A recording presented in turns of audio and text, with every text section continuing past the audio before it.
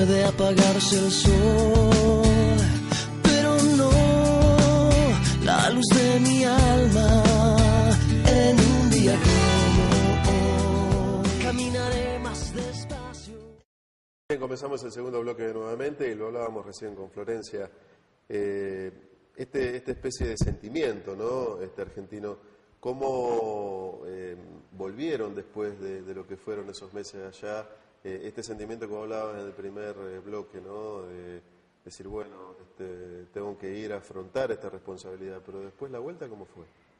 Y yo lo puedo resumir como de que a Malvinas fuimos a la guerra. Cuando volvimos entramos al infierno. Los primeros años de nuestro regreso a Malvinas, si bien en lo personal no puedo decir que tuve grandes padecimientos por la situación familiar favorable, no tuve tantos problemas laborales por mi entorno familiar, pero el grueso de los veteranos de Malvinas sufrieron primero el escarnio social, el rechazo de gran parte de la sociedad, el rechazo de los distintos gobiernos que virtualmente nos ignoraron durante una década, el gobierno militar que nos escondió desde que nos trajo, en colectivos en Buenos Aires cuando llegamos. Yo llegué en el buque en el Canberra, prisionero en el buque inglés Canberra, Puerto Madryn, nos llevaron en el aeropuerto, nos bajaron en la base militar en Buenos Aires, en colectivos con vidrios tapados a Campo de Mayo, encerrados varios días ahí hasta cambiar la ropa, que se bañaran, que se cambiaran para poder presentar a los familiares. Urgente a todas sus unidades sin ningún tipo de recepción, que no se enteraran en las localidades donde llegaban. Realmente eso dolió muchísimo a los veteranos y la más absoluta indefensión en lo económico, en lo social, en lo médico. Jamás fuimos llamados, hasta el día de hoy, al que no haya ido a una junta médica, en 30 años a una revisión médica.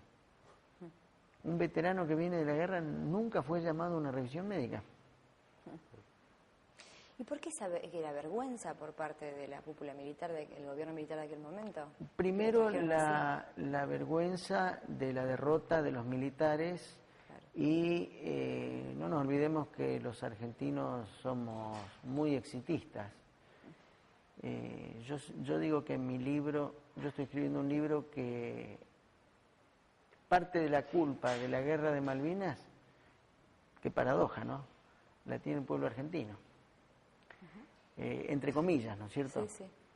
Porque cuando Galtieri sale al balcón y se encuentra con 500.000 de personas en los primeros días después de la ocupación, aclamando y con vivas, está registrado que cuando termina el acto y se reúne con el entonces, creo que era ministro del Interior, St. James le dice, tenemos que ir a la guerra, ahora no podemos. ¿Cómo le decimos a esta gente que nosotros ocupamos para negociar y nos vamos a retirar? Esta gente nos derrumba. Se termina nuestro gobierno. Son palabras textuales del St. James, que era una de las manos derechas de Galtieri. Dice, ahora vamos a la guerra. Y ahí comienza a intentar armarse la fortaleza Malvinas a los ponchazos. Claro. Llevando cualquier unidad militar, no las que estaban más preparadas, no llevar el armamento que correspondía, se perdió con todo eso la primera semana, empezó toda la improvisación y así terminó como terminó, ¿no es cierto? Yo recuerdo, viste que pasan en los videos siempre, sí, esa arenga que él hacía, si quieren venir que venga, le presentaremos, sí, batalla. Yo digo, realmente, sí, se habrá pensado ese desafío, ¿no? Lo que estaba diciendo, porque evidentemente ellos dudaron, digamos. No era la idea original. La idea original era ocupar con entre 500 y 1000 hombres un poder de policía en las islas, dejar inclusive a lo mejor que ellos desembarcaran o hicieran un bloqueo que, aparte que por 700, 800 hombres el Parlamento inglés no iba a autorizar a mandar 110 buques como mandaron con 30.000 hombres.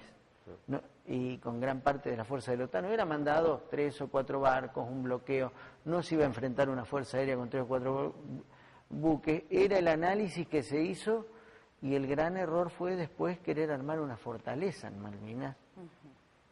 Y y mal armada, con la improvisación, con las demoras, muchas veces lo que nos lleva el exitismo de los argentinos. Por eso dije, entre comillas, que parte tuvo la culpa el pueblo argentino, el exitismo del pueblo argentino en esa aventura militar a la que se embarcó la Junta Militar. Después no pudo dar el paso atrás y se cambió toda la planificación original. Tal es así que en la toma de Malvinas no hay un solo herido inglés, ni militar ni civil. Eran las órdenes aún de Costa de Vida Argentina para poder negociar después. Que si hubiera habido muchos muertos es muy difícil negociar después. Los muertos fueron de nuestro lado solamente. Era la orden expresa para poder negociar más fácilmente después a una situación menos violenta.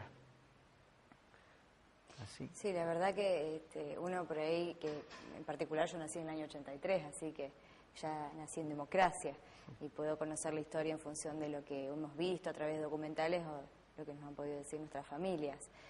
Pero quizá todavía se sigue asociando para las generaciones más jóvenes, digamos, la guerra de Malvinas con los militares y con el golpe, cuando siempre, gracias a Dios que ustedes han salido y han hablado y han explicado y han intentado siempre despegarse de eso y poder hacer las aclaraciones válidas en donde justamente estaban cumpliendo con el servicio militar y de buenas a primeras se encontraban con esta decisión tomada y no podían dar un paso al costado. Yo creo que el gran quiebre se ha dado en los últimos años. La gente ve a Malvinas despegándolo un poco de la dictadura militar, porque ya a 30 años lo ve con la imagen, el golpe de vista de la historia y el cambio de la generación. Entonces los jóvenes ya lo ven como aquellos hombres que fueron a hacer un sacrificio y a cumplir con su deber, dejando de lado las cúpulas militares y que fue la orden de una dictadura.